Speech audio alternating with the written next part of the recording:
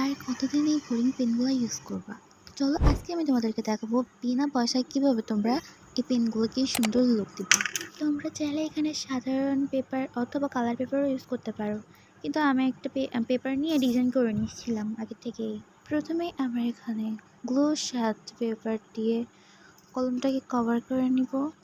আর আমরা সেম প্রসেসে দ্বিতীয় নম্বর কলমটাকে পেপার দিয়ে কভার করে নিব। আর এর মুখটা আমার ভালো লাগছিল না, তো আমি কেটে নিয়েছি এবং এটাকে পেপার দিয়ে কভার করে নিয়েছি।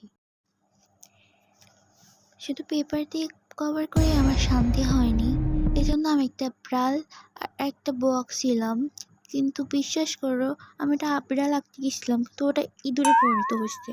তারপরে আমরা বউ আর ইঁদুর নাকি বিড়াল বলবো কোনটা আমি জানি না, তো এইটা আমরা গুলো দিয়ে লাগিয়ে নিব। আর এটা আমাদের কলমের ফাইনাল লুক। তো কেমন হয়েছে অবশ্যই কমেন্টে জানিয়ে যেও। ভালো থাকো, আল্লাহ হাফিজ।